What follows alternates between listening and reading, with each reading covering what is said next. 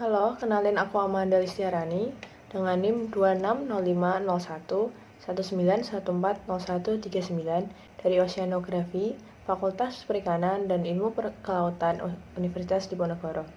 Di sini aku akan menjelaskan sedikit tentang mitigasi bencana di wilayah pesisir.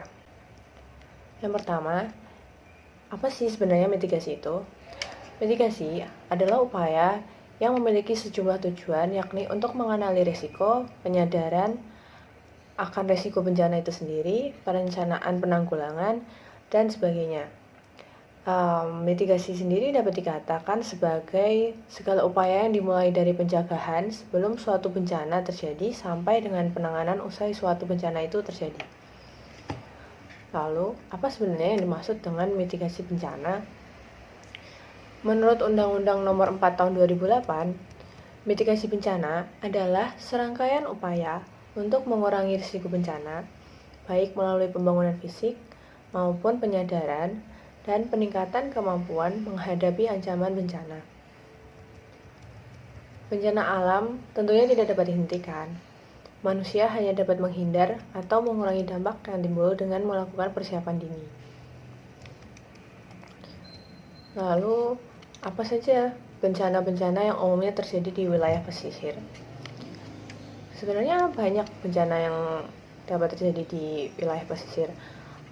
Untuk di Indonesia sendiri khususnya yang biasa terjadi adalah erosi pantai, lalu ada angin topan atau badai, lalu ada tsunami, lalu ada banjir, gempa bumi, kekeringan, longsor, dan kenaikan paras muka air laut.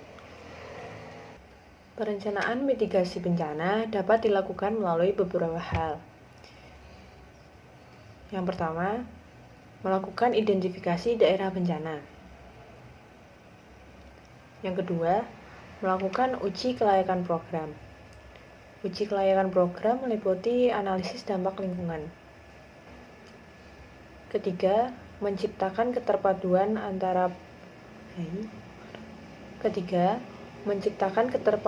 program antar sektor.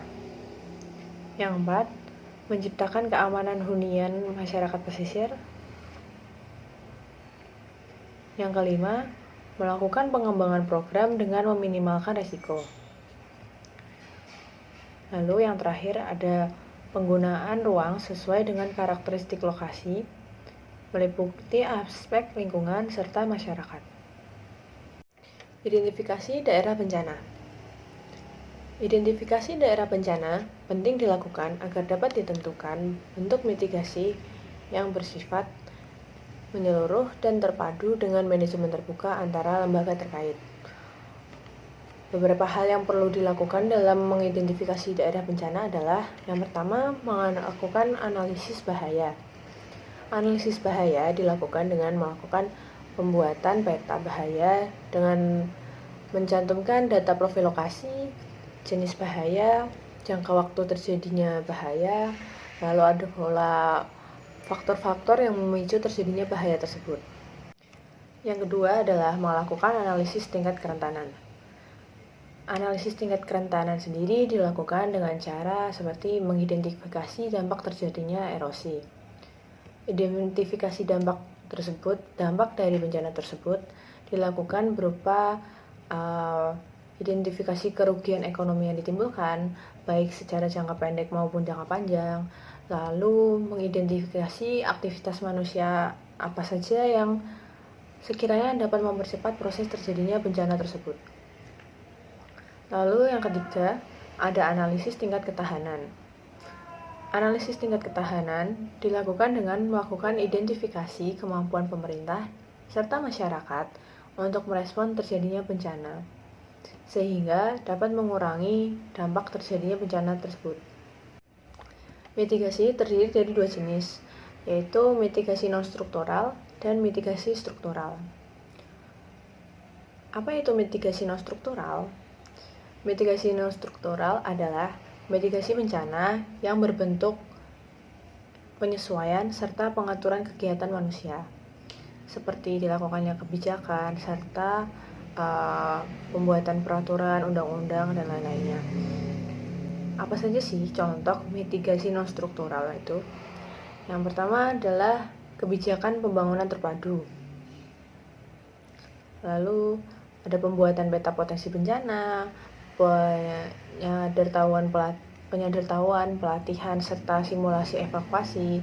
Lalu ada contohnya rekayasa cuaca. Ada pula pembuatan peraturan perundang-undangan tentang bencana. Ada penyusunan sempadan garis pantai, standarisasi dan metode perlindungan pantai. Lalu ada pengembangan sistem peringatan dini akan bencana.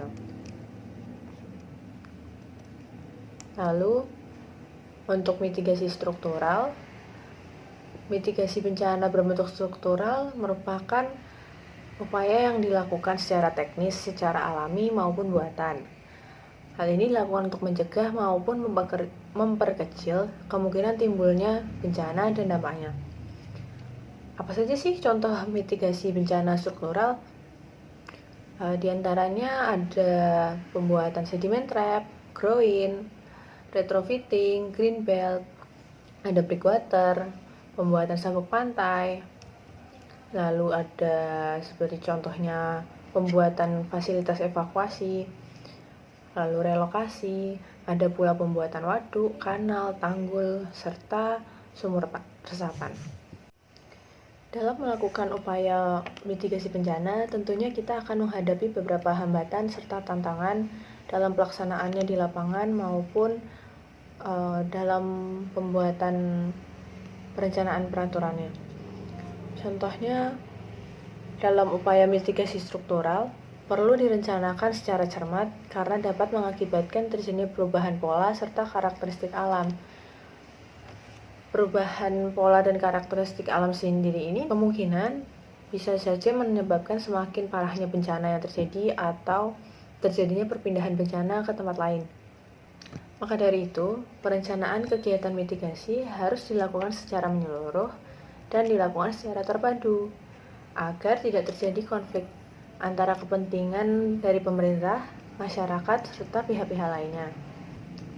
Perencanaan program pembangunan dan pengelolaan sumber daya alam sendiri harus dilakukan dengan memperhatikan aspek kelestarian lingkungan dan daya dukung lingkungan.